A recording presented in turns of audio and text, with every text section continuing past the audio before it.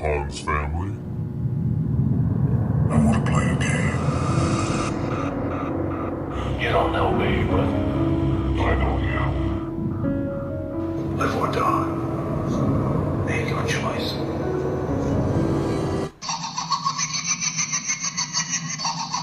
No boost.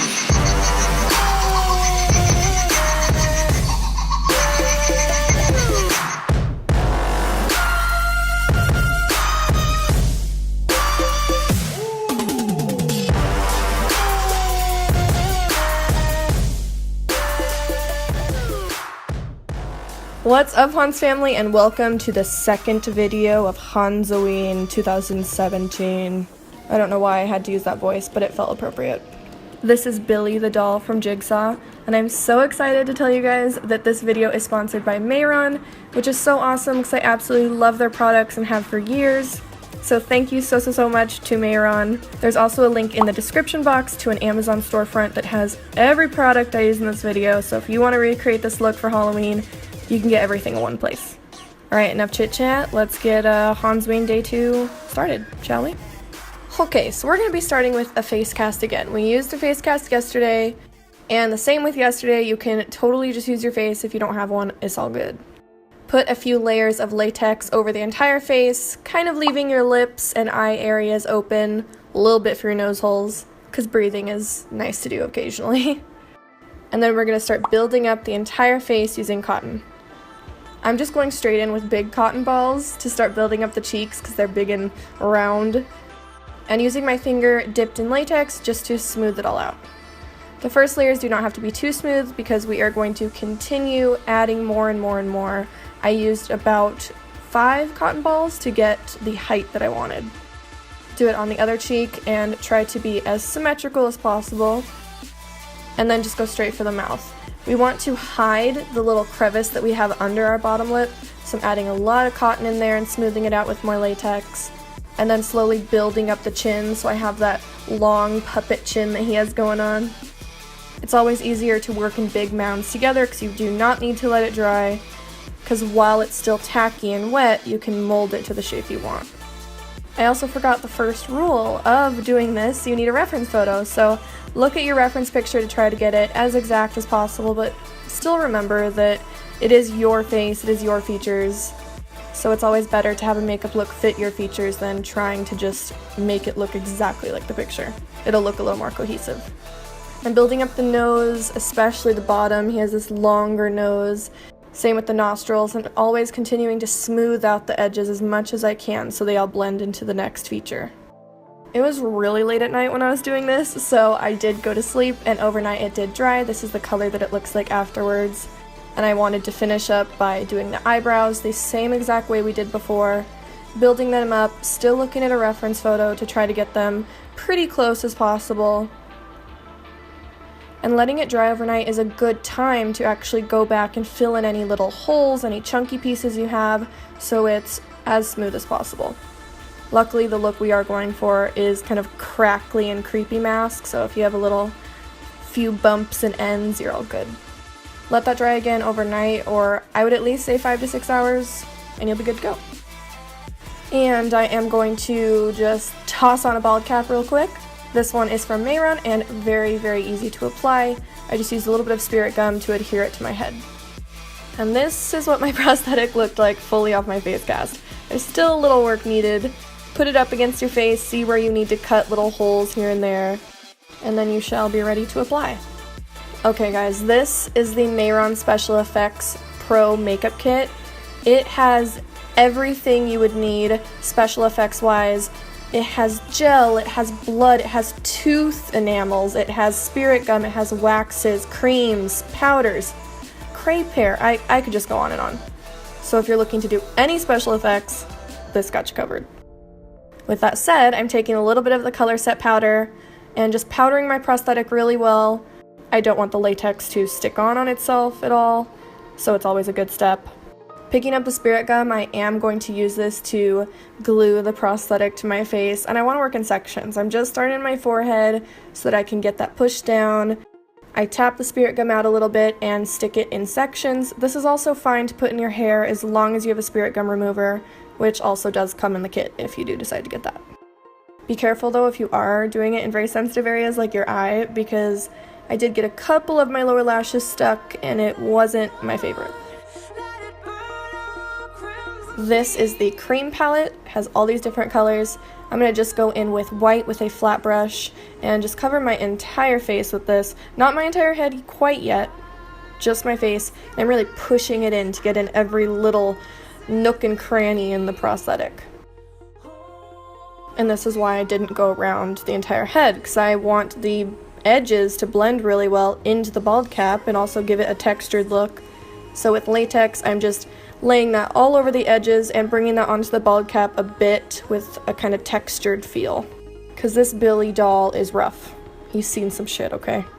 Once that's all dry, cover that all back up with more white paint, even bring it down onto your neck. I'm also using this Mehron brush. It'll kind of help me get into the hard to reach places that huge brush I was using before can't fit. This will make it a nice opaque full base. And then you just want to powder that generously. Mixing between the white and gray in this cream palette, I start to darken out where the features are, especially around the circular cheeks. And I say mixing the two because if you go in with just the gray, it's going to be a little too dark. So kind of mixing them or putting the gray down first and then blending it out with the white will really help to give a softer gradient than just the dark gray. This is again a great time to look at your reference picture to see exactly where the shadows of the doll are. Luckily though, your mold does do most of the work for you, because if you just think of how this face would look if the light was hitting it, obviously the light would hit more of the high points and the shadows would kind of come around the circular areas, especially in these little lines between the mouth area where our little mask puppet mouth would move. Pretty much the deeper into the face it goes, just like contouring, the darker the color would be. And we're gonna layer this anyways, so, you know, first layer's good. Texture up the bald cap just a little bit so it matches. And now here's the second layer I was just talking about. Deepen up the shadows that you just put down, and you want to also black out your eyes.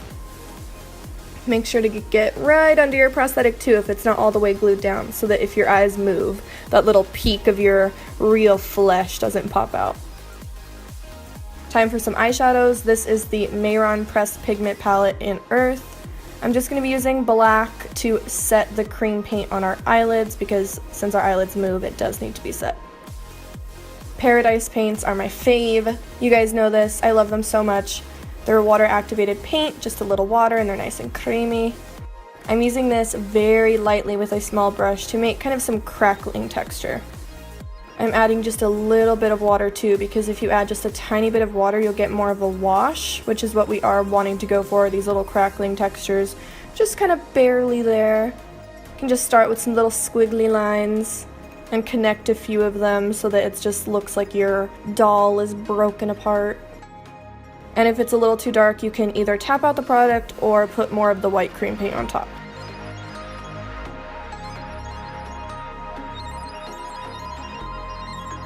After that step, I was looking at it and I realized that I definitely needed it to be a little darker. So I went through and contoured out my nose, or as much as you can contour out a creepy doll nose. Now grabbing this Mehron Fantasy FX paint in red, it's time to draw the dreaded swirls. I only say dreaded because, you know, they're pretty symmetrical, so we have to get them as symmetrical as we can, which is challenging for any artist. Or maybe that's just what I tell myself to feel better about my non-symmetrical work.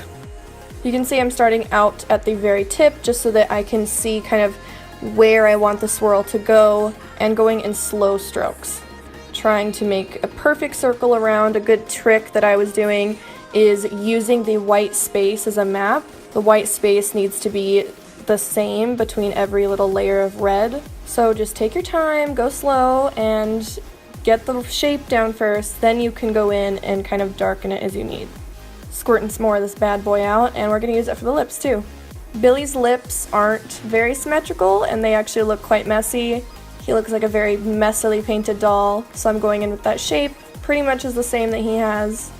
And then darkening around the mouth just a little bit to show the line of the lips a little more, and adding a little painterly kind of highlight on the bottom.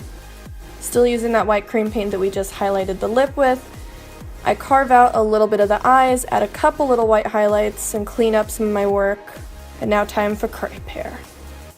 Using spirit gum again for this, I put that all over my head, tap it out a little bit, and just start adding tons of crepe hair. His hair is usually straight, but I kind of like the look of some curly. So I was wearing contacts for this look, but I really did want the element of my eyes being closed and it to look like his normal eyes too. So I did decide to paint on 2 of the red circles on the eyes and highlight them so that they looked a little bit more bright. And it gives kind of a cool effect where you have your eyes closed and you look like him, and then your eyes are open and bam, cool contacts. Just throwing on my bow tie real quick. Now we want to make him all shiny, so I'm just grabbing some good ol' lube, because he is a doll, and dolls usually are kind of covered in a sort of varnish, I would say. Adding that all over with a sponge, and now you're done. You can go be a creepy doll and sit in front of your staticky TV at 5 a.m. to try to get cool shots, like I did. Thank you guys so much for watching. I hope you liked this. Let me know what you think down below, and give me a little thumbs up if you're excited for Hanzoween. Thank you again so much to Mehron for sponsoring this video. I so appreciate it. And don't forget, you guys, if you want to vote for me for the American Influencer Awards, I'm up for a nomination. All info will be down below. And I love the fuck out of you guys so much, and I will see you the day after tomorrow. Bye!